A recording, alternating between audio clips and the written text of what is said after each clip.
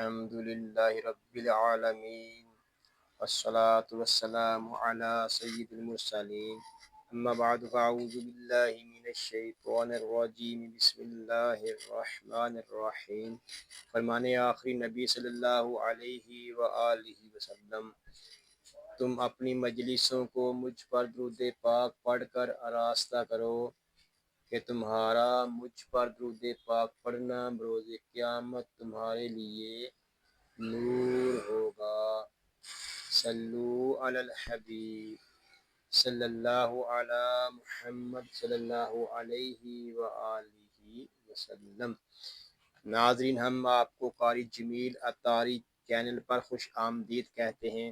آج ہم اس چینل پر سورہ بقرہ کی آیت نمبر 21 اور 22 شروع کر رہے ہیں۔ اگر آپ ہمارے چینل پر نئے ہیں اور قرآن پاک کو تجوید و قرات کے مطابق سیکھنا چاہتے ہیں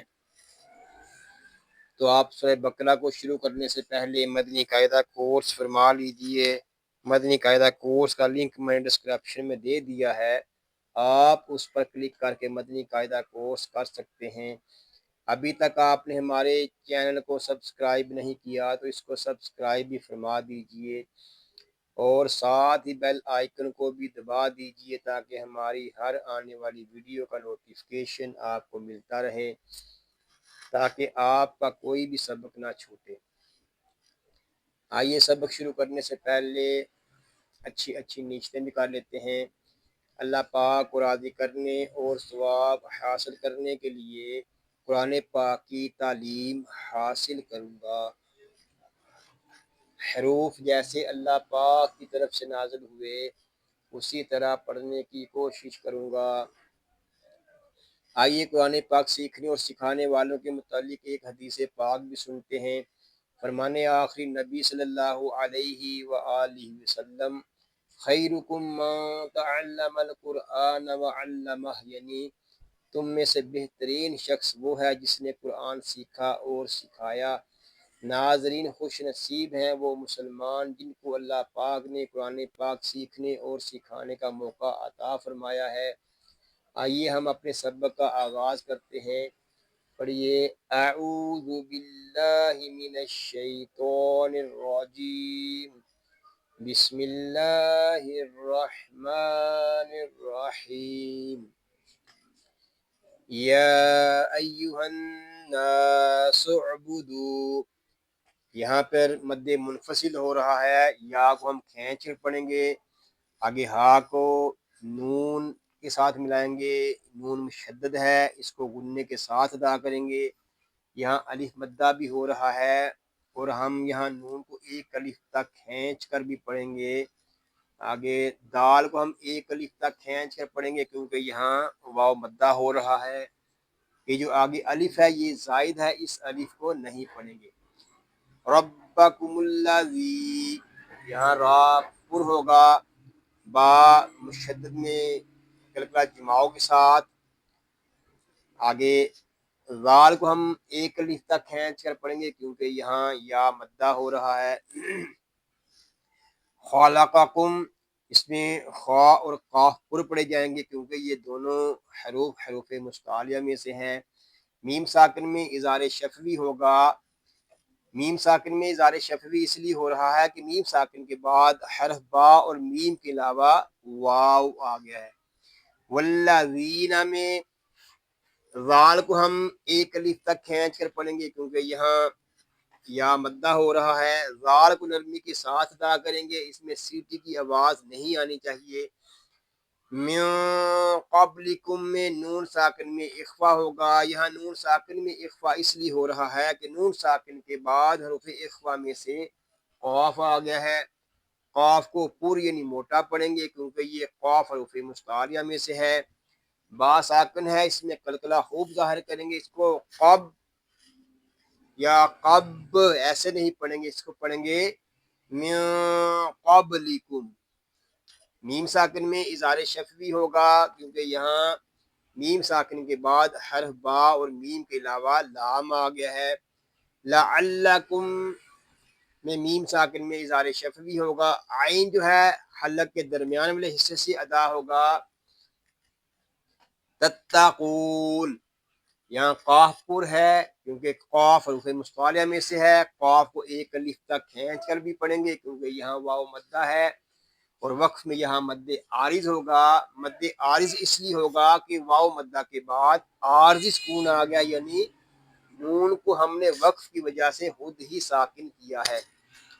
अल्लाज़ी, यहाँ हमदा के ऊपर जबर लगाकर पढ़ेंगे। जाल को एक अलिफ तक खींच कर पढ़ेंगे क्योंकि यहाँ या मद्दा हो रहा है। जअल लकुमुल अर्दा में रापुर है और दौदपुर है। रा इसलिए पुर है कि रा साकिन से पहले हरफ पर जबर आ गया है, और दौद इसलिए पुर है कि ये हरूफे मुस्तालिया में से है। फिराशं वस्समाअ बिनाअ, यहाँ रा को हम एक अलिफ तक खींच कर पढ़ेंगे क्योंकि रा के ऊपर जबर है। यहाँ अलिफ मद्दा भी होगा, रा को हम एक अलिफ तक खींच कर भी पढ़ेंगे। आगे तनवीन में इदगाम में यार मालून माल गुन्ना होगा। यहाँ जो अलिफ है ये जायद है, इस अलिफ को हम नहीं पढ़ेंगे। वस्समा में मद्द मुत्तसिल होगा। यहाँ मद्द मुत्तसिल इसलिए हो रहा है कि अलिफ मद्दा के बाद हमजा इसी कलमे में आ गया है। आगे फिर मद्द मुत्तसिल हो रहा है क्योंकि अलिफ मद्दा के बाद हमजा इसी कलमे में आ गया है। और वक्फ में दो जबर की तनवीन को हम वक्फ में अलिफ से बदल कर पढ़ेंगे। इसको बिना नहीं पढ़ेंगे बल्कि बिना ऐसे पढ़ेंगे। वअंसला में नून साकिन में इख्फा होगा। यहाँ नून साकिन में इख्फा इसलिए हो रहा है कि नून साकिन के बाद हर्फ इख्फा में से जा आ गया है। मिनस्समाई में मद्द मुत्तसिल होगा। यहाँ मद्द मुत्तसिल इसलिए हो रहा है कि अलिफ मद्दा के बाद हमजा इसी कलमे में आ गया है। मा अखराजा, अब यहाँ पे मद्द मुत्तसिल होगा और तनवीन में इख्फा हो रहा है। खा पुर है क्योंकि ये हरूफ मुस्तारिया में से है। रा को भी पुर पढ़ेंगे। बिही, यहाँ पे हा को एक अलिफ तक खींच कर पढ़ेंगे क्योंकि हा के नीचे खड़ा जेर है। मिनस समाराती में सा को नरमी के साथ अदा करेंगे, इसमें सहती नहीं करेंगे। रा को पुर पढ़ेंगे। रा को एक अलिफ तक खींच कर भी पढ़ेंगे क्योंकि यहाँ खड़ा जबर है। रिज़्क़ल्लकुम में रा बरीक है। जा इसमें सीटी की आवाज आएगी। कौफ को पुर पढ़ेंगे क्योंकि कौफ हरूफ मुस्तालिया में से है। आगे जो अलिफ है ये जायद है, इस अलिफ को नहीं पढ़ेंगे। यहाँ तनवीन में इदगाम यार मालून बिला गुन्ना होगा। आगे वक्फ में होगा वक्फे जायज। फला तजअलू, यहाँ पे लाम को एक अलिफ तक खींच कर पढ़ेंगे क्योंकि यहाँ अलिफ मद्दा हो रहा है। जीम साकिन में कलकला होगा, इसको तज नहीं पढ़ेंगे बल्कि तजअलू ऐसे पढ़ेंगे। लाम को भी एक अलिफ तक खींच कर पढ़ेंगे क्योंकि यहाँ वाव मद्दा हो रहा है। लिल्लाही में अल्लाह पाक का लाम बारीक होगा क्योंकि अल्लाह पाक के लाम से पहले हरफ के नीचे जेर है, और अल्लाह पाक के लाम को हम एक अलिफ तक खींच कर भी पढ़ेंगे क्योंकि अल्लाह पाक के लाम के ऊपर खड़ा जबर है। यहाँ नून साकिन में इख्फा होगा। यहाँ नून साकिन में इख्फा इसलिए हो रहा है कि नून साकिन के बाद हरूफ इख्फा में से दाल आ गया है। दाल को एक अलिफ तक खींच कर पढ़ेंगे क्योंकि यहाँ अलिफ मद्दा हो रहा है। अलिफ मद्दा इसलिए हो रहा है कि अलिफ से पहले जबर आ गया है। आगे तनवीन में इदगाम यार मालून माल गुन्ना होगा। यहाँ जो दाल के आगे अलिफ है ये जायद है, इस अलिफ को नहीं पढ़ेंगे। तुम तालमून, यहाँ नून साकिन में इख्फा होगा। मीम साकिन में इज़ारे शफवी होगा। वाव मद्दा, यहाँ वाव मद्दा इसलिए हो रहा है कि वाव साकिन से पहले पेश आ गया है। और वक्फ में यहाँ होगा मद्दे आरिस और वक्फ ताम। یہاں مد عارض اس لیے ہو رہا ہے کہ واو مدہ کے بعد عارضی سکون آ گیا ہے، اور گول دائرہ یہ وقفے تام کی علامت ہے۔ اب ہم ان آیات کو ریپیٹ کر لیتے ہیں۔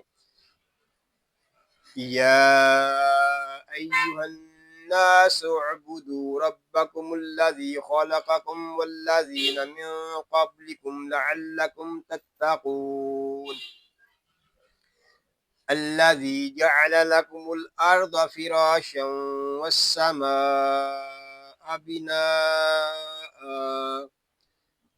وأنزل من السماء ماء فأخرج به من الثمرات رزقا لكم فلا تجعلوا لله أندادا وأنتم تعلمون۔ صدق اللہ العظیم۔ یا اللہ عز و جل اس پاک کلام کو تجوید و قرات کے مطابق ہماری زبانوں پر جاری فرما دے، آمین بجاہ النبی الامین صلی اللہ علیہ وآلہ وسلم۔ اللہ پاک سے دعا ہے کہ آج ہم نے جو کچھ پڑھا سیکھا، اللہ پاک اس کو اپنی پاک بارگاہ میں قبول و منظور فرمائے، آپ کو، آپ کی فیملی کو اور تمام مسلمانوں کو بیماریوں سے محفوظ فرمائے، سنتوں بھری طویل زندگی خیر و عافیت کے ساتھ عطا فرمائے، آمین بجاہ النبی الامین صلی اللہ علیہ وآلہ وسلم۔ ناظرین دعاؤں میں یاد رکھیے گا، اپنا خیال رکھیے گا۔ السلام علیکم ورحمۃ اللہ وبرکاتہ۔